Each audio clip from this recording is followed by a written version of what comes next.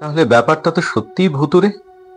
দরজায় ধাক্কা দিচ্ছে কে যেন, ক্রমশ শব্দটা জোর হচ্ছে। দুম করে খুলে গেল দুয়ার। ঢুকেছে মশাল হাতে এক তরুণ। রণবীরকে সে যেন দেখতেই পেল না। এলোমেলো ছুটে বেড়াচ্ছে ঘরে। এই শীত শীত রাতেও ছেলেটা খালি গা, চোখ দুখানা টকটকে লাল হয়ে আছে, ঘাম গড়াচ্ছে দর দর করে। রণবীর জিজ্ঞেস করে ফেলল, এই তুমি কে? জবাব পাওয়ার আগেই পিছনে ভারী বুটের আওয়াজ। টকটকে ফর্সা সোনালি চুলের এক সাহেব বেরিয়ে এসেছে কোত্থেকে। কাঁধে তার ইয়া এক বন্দুক। চেঁচিয়ে উঠল সাহেব, আউট আউট, আইল শুট ইউ। পলক থমকে থেকে ছেলেটা ঝাঁপিয়ে পড়েছে সাহেবের ওপর, বন্দুক কেড়ে নিতে চাইছে। ধাক্কা মেরে ছেলেটাকে ছিটকে সরিয়ে দিল সাহেব। কোমরের বাক্স থেকে কার্তুজ বার করে ভরল রাইফেলে।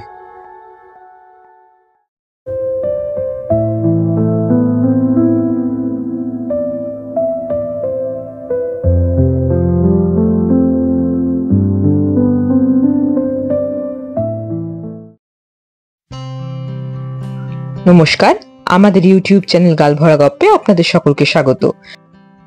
বাংলা সাহিত্যের বিভিন্ন সময় সাহিত্যিকদের রচনা দিয়ে সাজানো আমাদের এই চ্যানেল। আমাদের আজকের নিবেদন সুচিত্রা ভট্টাচার্যের লেখা একটি ভৌতিক ধাঁধা। শুনতে থাকুন গল্পটি।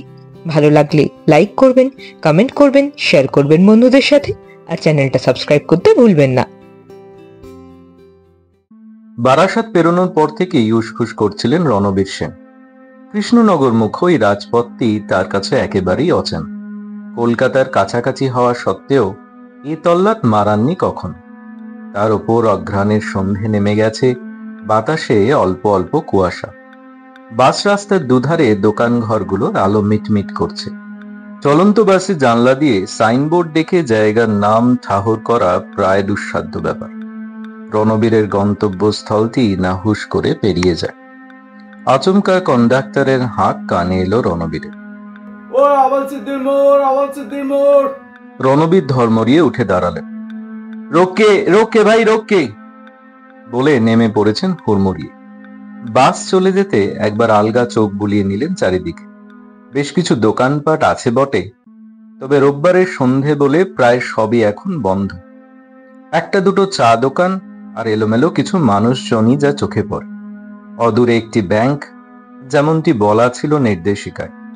ব্যাংকের পাশের পিচঢালা পথ ধরে তাকে পায়ে পায়ে এগোতে হবে এবার। আর ওই হাঁটা থেকেই শুরু তার আজকের অভিযান।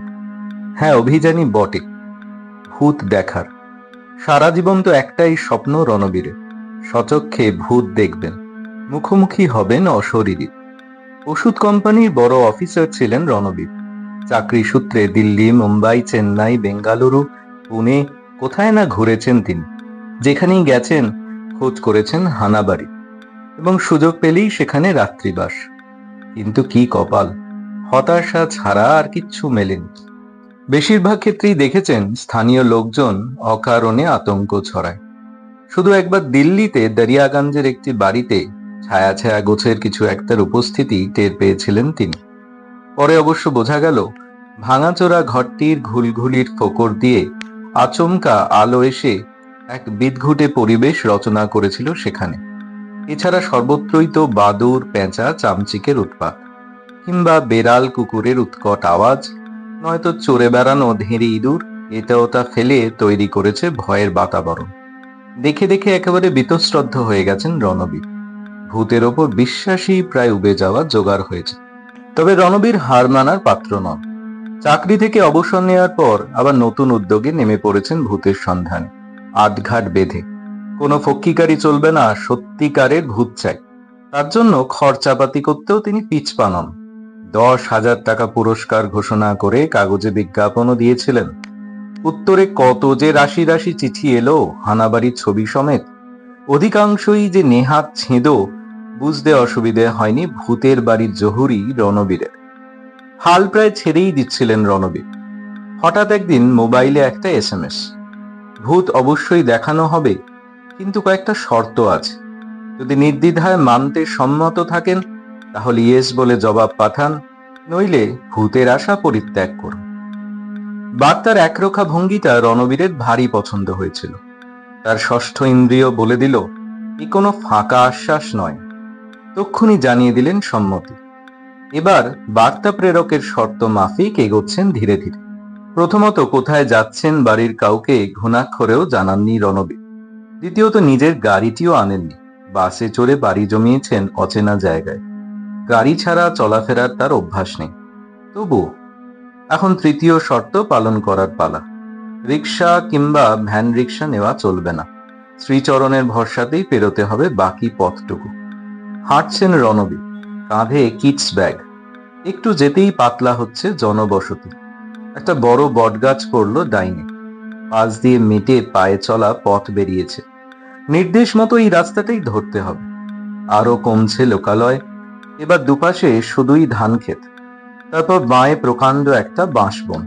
রণবীর চমকে যায়। হুবহু মিলে যাচ্ছে বার্তার সঙ্গে। এখন একটা ভাঙা মন্দির পড়ার কথা। বাহ, তাও আছে বই কি। মন্দিরের পর ডান দিকে ঘুরে গুনে গুনে 100 পা। 98 পা গিয়ে রণবীর থমকালেন। সামনেই উঁচু পাঁচিলের মাঝে লোহার বড় বড় শিকওয়ালা একটা গেট না? এটাই কি তবে? তখনই একখানা ভারী স্বর ভেসে এলো, আরো 2 পা এখনো বাকি আছে। কে বলল কথাটা? এদিক ওদিক তাকালেন রণবীর। কাউকে নজরে পড়ছে না তো। ক্ষণেক চিন্তা করে ফের পা বাড়ালেন। নিজে নিজেই খুলে যাচ্ছে গেট, নিঃশব্দে। আবার সেই গলা শোনা গেল, আরো 50 পা গেলে বাড়ি, 3 ধাপ সিঁড়ি উঠলে চওড়া দালান, তারপর সার 4খানা ঘর, বাঁয়ের শেষ ঘরটা খোলা থাকবে। রণবীর জিজ্ঞেস করলেন, আমি কি রাতে এখানেই থাকবো? কোনো উত্তর নেই। রণবীর প্রশ্ন করলেন, আপনি কে? কোত্থেকে কথা বলছেন? এবারও কোনো জবাব নেই। শুধু একটা ঠান্ডা হাওয়ার ঝাপটা যেন মৃদু ধাক্কা মারল কাঁধে। রণবীর এতটুকু বিরক্ত হলেন না, বরং একটা খুশি খুশি ভাব জাগছে যেন। শুরুটা মন্দ হচ্ছে না। 61 বছর বয়সে পৌঁছে এবার বুঝি তার বাসনা সার্থক হতে চলেছে। রণবীর গলা ঝেড়ে বললেন, আমাকে কিছু খাবার দাবার আনতে মানা করা হয়েছিল যে। ফের সেই মন্দ্র কণ্ঠ, আহারের সুবন্দোবস্ত আছে এখানে। কোথায়? ঘরে? উত্তরের বদলে আবার বাতাসের ঝাপটা। আর অপেক্ষা না করে রণবীর চলেছেন হানাবাড়ির দিকে। যেতে যেতে বাড়িটাকে দেখছিলেন, ছমছমে অন্ধকারে যতটুকু দেখা যায় আর কি। বেশ সম্ভ্রান্ত চেহারা। একতলা, তবে অনেকটা জায়গা নেই। বারান্দা ইয়া মোটা মোটা থাম, গথিক ধাঁচে। ছাদ মতো কিছু একটা আছে কি? রণবীর ঠাহর করতে পারলেন না।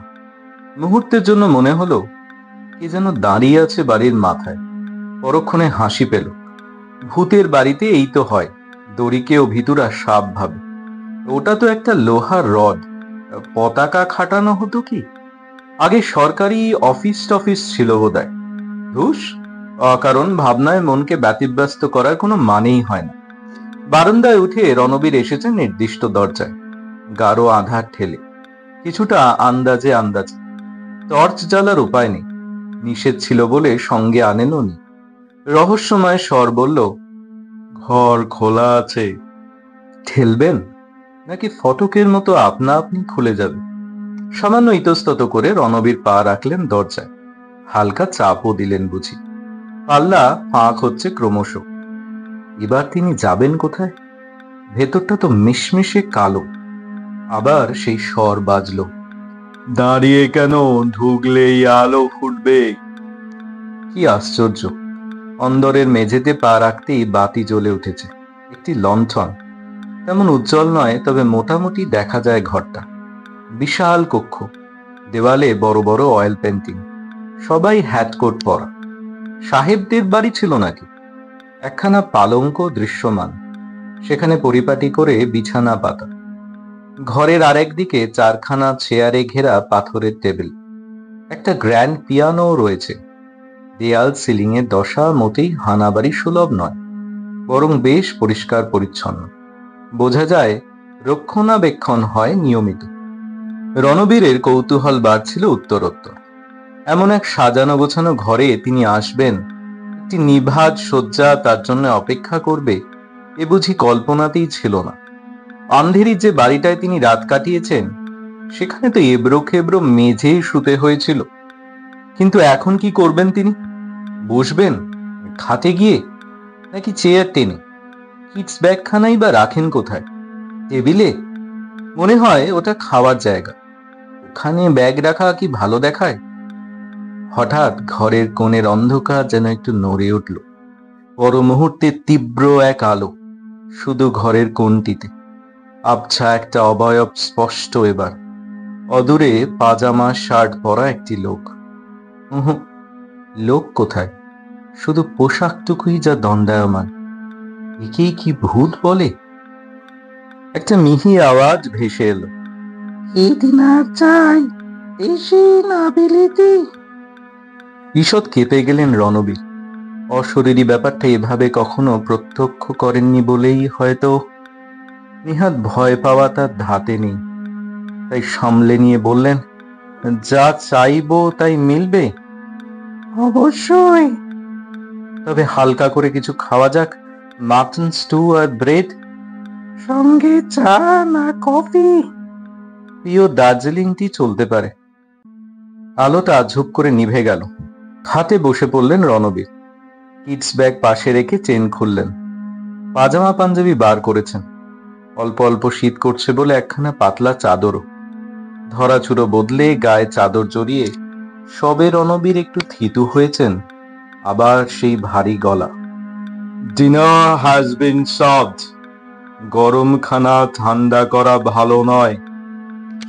এবারও শব্দের উৎস খুঁজে পেলেন না রণবীর, কিন্তু স্তম্ভিত চোখে দেখলেন সত্যি খাবার এসে গেছে টেবিলে।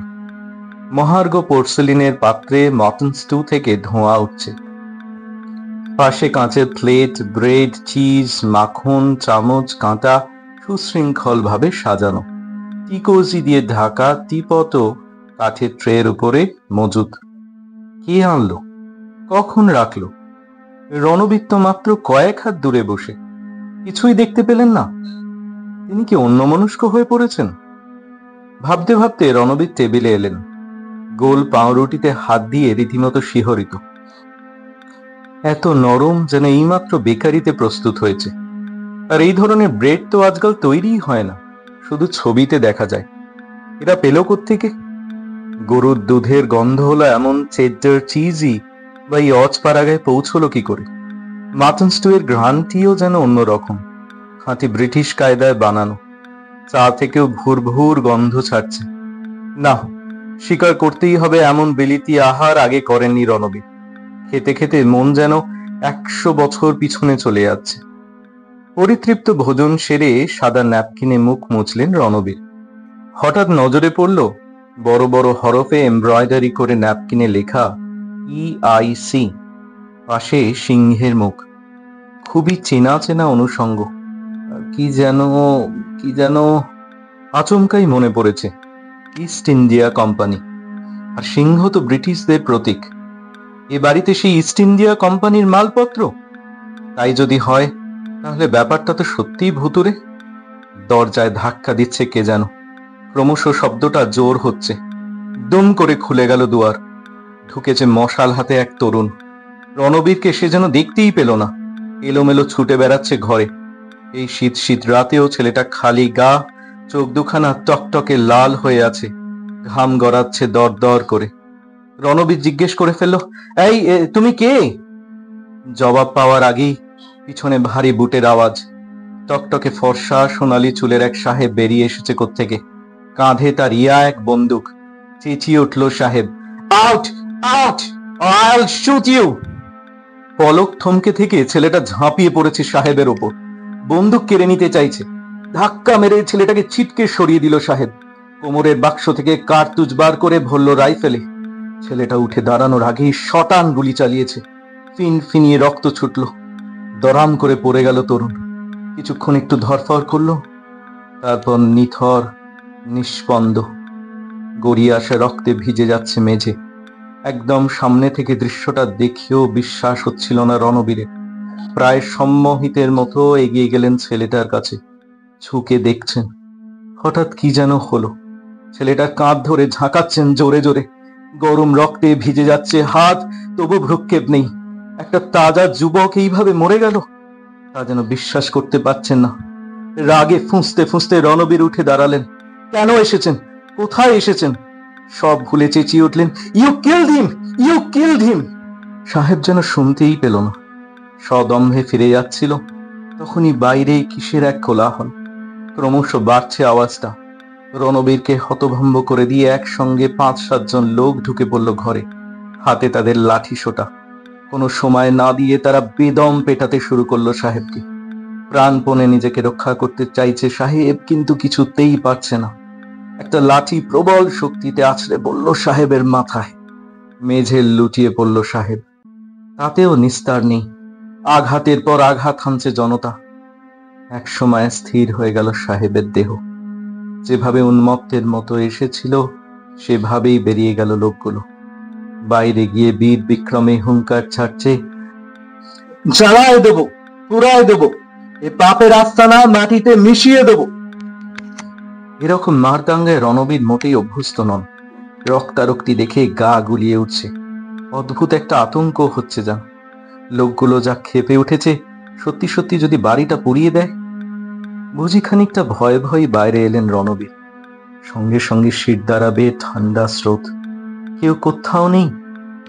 জায়গাটা যে শুনশান, সেই শুনশান। অস্বস্তিকর এক নৈঃশব্দ বিরাজ করছে চরাচরে। টলতে টলতে রণবীর ফিরছেন ঘরে। অন্দরে পা ছোঁয়াতেই মগজে যেন নেহাই পড়ল।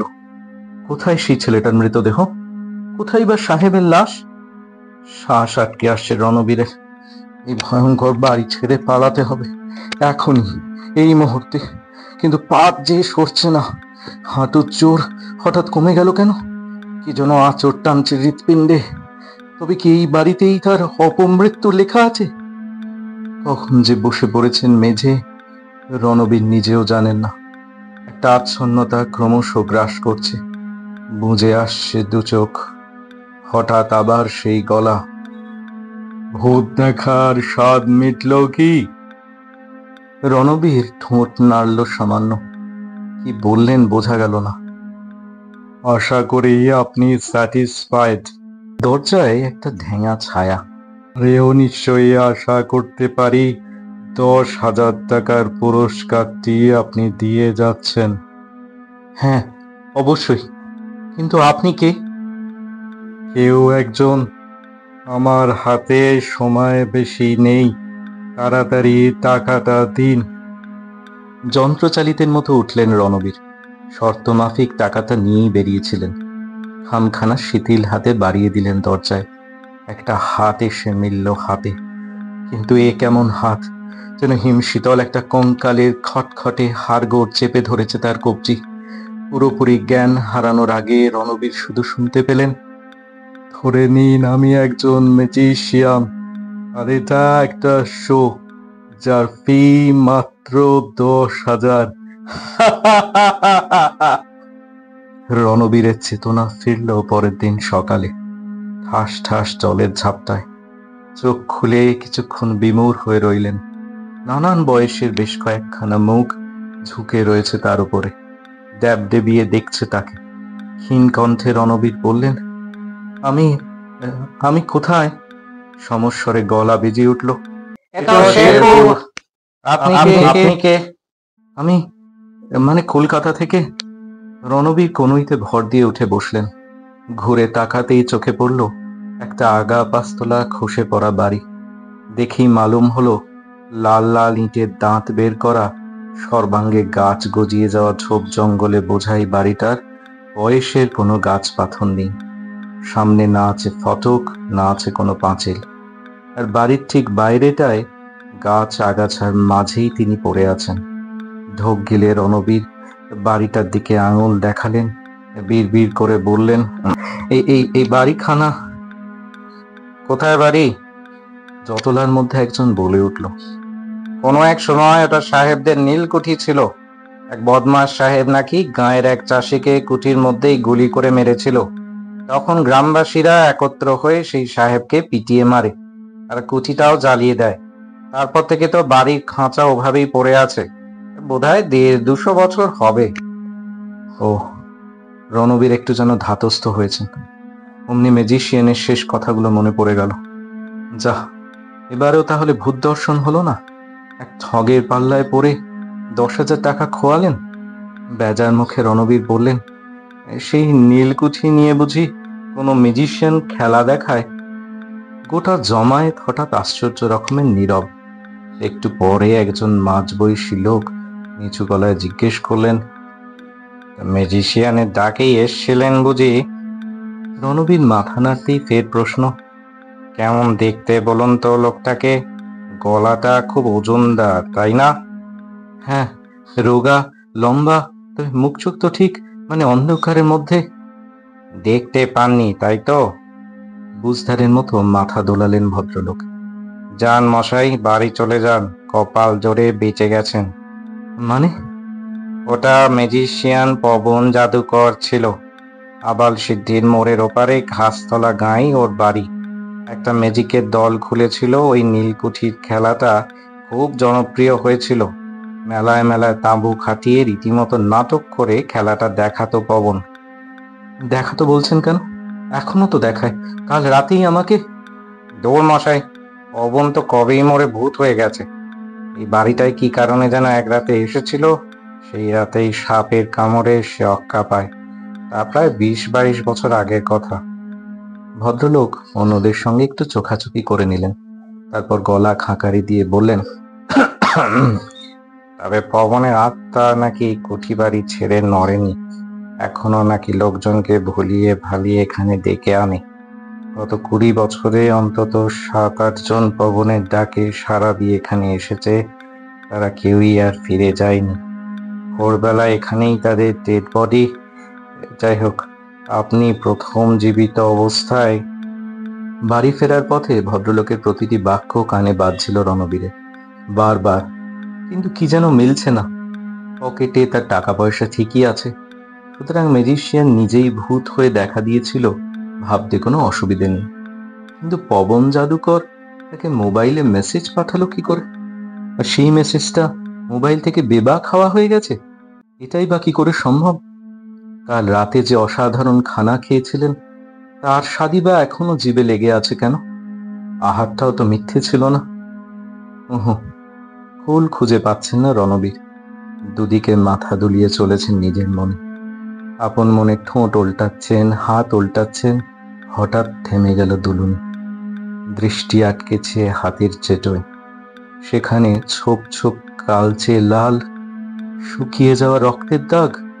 কাল রাতে গুলি খাওয়া ছেলেটার বুকে যখন হাত রেখেছিলেন, তখনই তো। এ কি ধাঁধা রে বাবা! এই যে ভূতের চেয়েও জটিল রহস্য।